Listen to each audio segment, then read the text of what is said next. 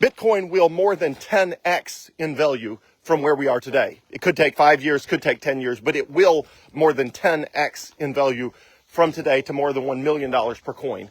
Why am I so sure? A bunch of reasons. Let's start with the easiest ones, which is gold, the physical yellow metal, all the gold in the world that humans own as a store of value. Now, it has some decorative and industrial uses, but the vast majority of the value of gold in the world are for its monetary uses. And the primary driver of the price of gold in the world is purchases by central banks and by individuals buying gold bullion, meaning like coins and big chunks of gold and all that sort of stuff, which they are not buying for jewelry or for industrial uses. They're buying it for its store of value properties because of its monetary properties. The value of all that gold is worth almost $25 trillion. It is by far the largest asset class in the world and is a store of value asset class. So the value of all the gold in the world is more than 10 times the size of the value of all the Bitcoin that will ever exist. So the value of all the gold in the world right now is already more than 10 times larger than all the Bitcoin that will ever exist ever in human history. Okay, so Bitcoin is a superior store of value. It has better monetary properties than gold. And so I'll go through them, very quickly, but the traditional attributes associated with money are divisibility, durability, fungibility, authenticatability, verifiability, identifiability. Some of those are sort of duplicates. But anyway, depending on how you talk to, there's between 5 and 8 major characteristics of what make a good money. And Bitcoin is categorically better on all of them. Especially the most important one, which on that list, which I did not mention, but the most important on that list, the overarching and most important on that list is scarcity, which is you can't store value in something plentiful because things that are plentiful do not have value per unit. That's why nobody stores air or water as a store of value unless you're in the desert or you're, on another planet or something like that, because those things are too plentiful to store value. Gold is the second scarcest thing in the universe. Bitcoin is the number one most scarce thing in the universe, as measured by stock to flow, which I've talked about before, which is basically how much already exists versus how much is yet to be mined, dug out of the ground, etc. And Bitcoin has a better stock to flow ratio than anything else in the world. And the second best stock to flow ratio is gold. But Bitcoin is number one. Okay, so Bitcoin has superior monetary properties, which means Bitcoin has the ability to more than 10x in value from where we are today just by competing and getting parity with gold. And again, for all the reasons I've covered on a million videos, Bitcoin is just categorically superior to gold. Additionally, money, so that's sort of one school of thought, which is why will Bitcoin 10x is, well, because the thing it's competing with that it's better than is more than 10 times as valuable as gold. So in any industry, if you looked at Facebook and MySpace, for example, and Facebook was 1/10 the size of MySpace back in the day, and you said, well, how big could social media get? You would say, well, Facebook will get at least as big as MySpace because it's better. How much bigger? Well, it turns out Facebook got infinitely larger than MySpace, but you knew it could get at least that big because something had already gotten that big.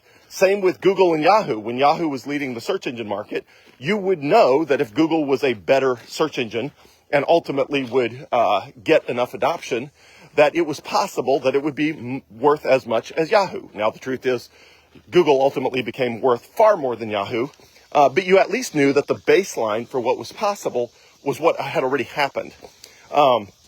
So the same is true here. We already know that the world has a demand of more than $25 trillion for a neutral reserve asset. Neutral reserve asset means an asset that nobody controls, and a reserve asset means something people hold as a store of value, whether that's nation states, individuals, or wherever it is.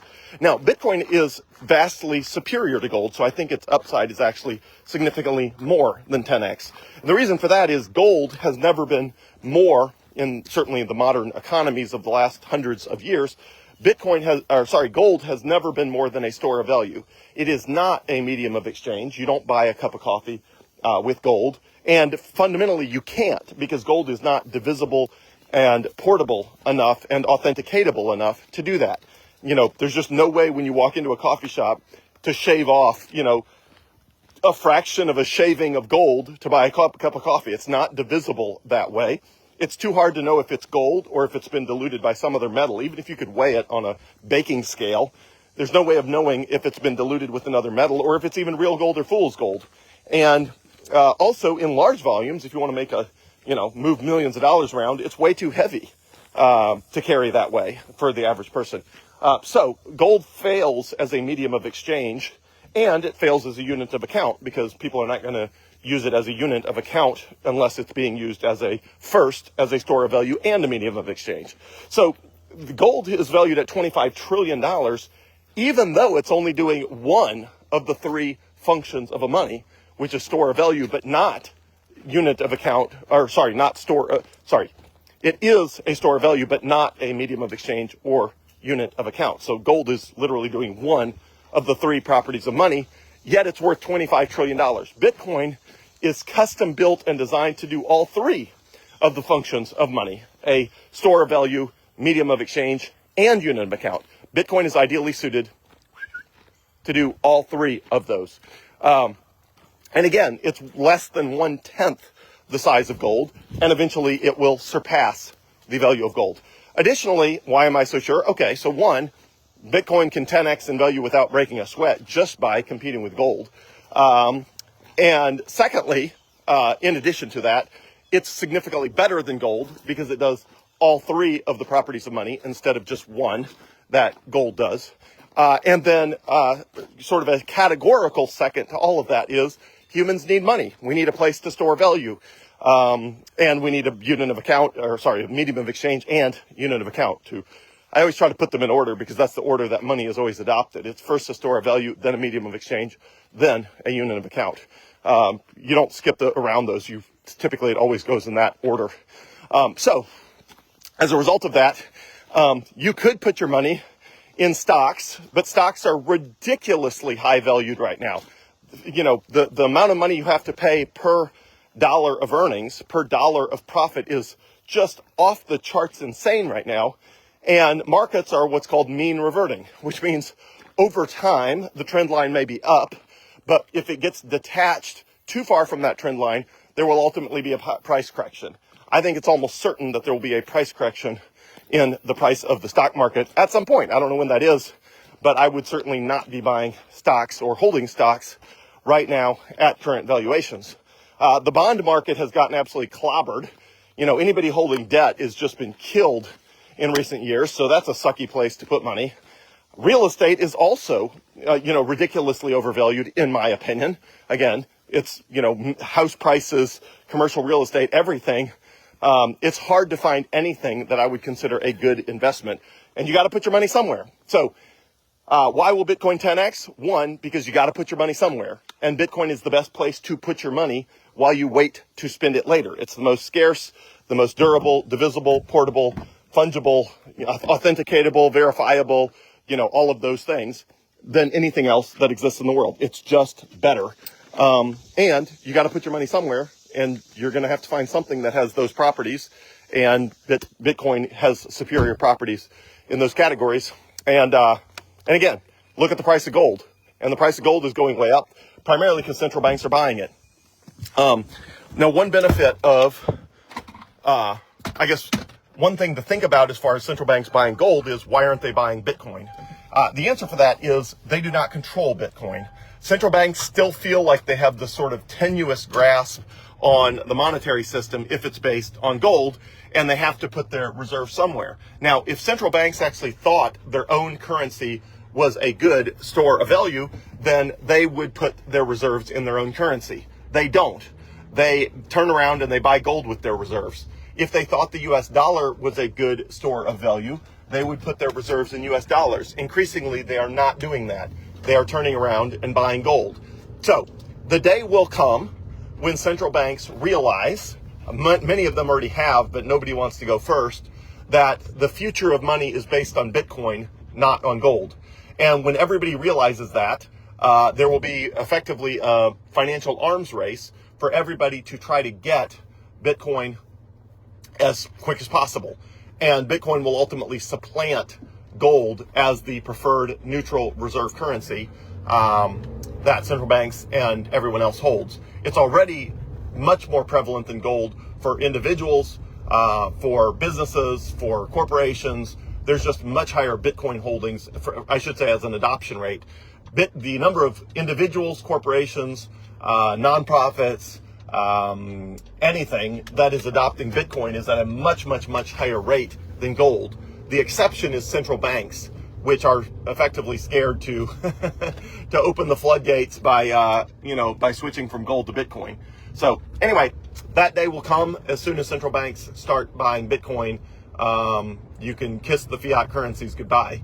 Fiat currencies meaning government made-up currencies. And they've already sort of started. Central banks are playing this game where they're buying shares of MicroStrategy, which is a company that holds a huge amount of Bitcoin. It's effectively just a pass-through mechanism for Bitcoin. And they hold huge amounts of MicroStrategy, including, I think, the Central Bank of Switzerland. I don't know, there's a bunch. So it's a way that they can effectively indirectly hold Bitcoin without claiming that they hold Bitcoin, which keeps them from getting in trouble with their fellow central bankers, all of which have sort of agreed that, hey, we're going to sort of snub and shun Bitcoin for the time being because we can't control it. But again, that will change by necessity. Same way governments were not a big fan about the internet, because obviously if you have the internet, you mostly don't need a postal service. And so the internet makes a ton of things the government does irrelevant. And so the government was not a big fan, even though the early editions of the internet had government involvement from a innovation perspective, but that was primarily to build defense networks and things like that. But the actual wide open internet that anyone can use, governments were generally not huge fans of it, which is why it took them a long time to adopt it. Same with the invention of the printing press. The powers that be at the time, governments and churches, churches that controlled the Word of God, were not huge fans of the printing press, where suddenly anybody can read, the Word of God in their own language. A lot of people were not fans of that, who controlled the apparatus of everything back then. Obviously, all the Christians were fans of it, because the more people reading the Word of God, the better. But technological innovation is often resisted by those in power until it is adopted out of necessity. We are right in that stage with Bitcoin, where governments, especially central banks, are trying to decide, can we ignore this thing long enough that it might go away? It's clearly not going away, which means at some point they're going to have to adopt it. And as soon as they do, there will be a figurative arms race to see who can acquire the most Bitcoin, because the future of money will be based on Bitcoin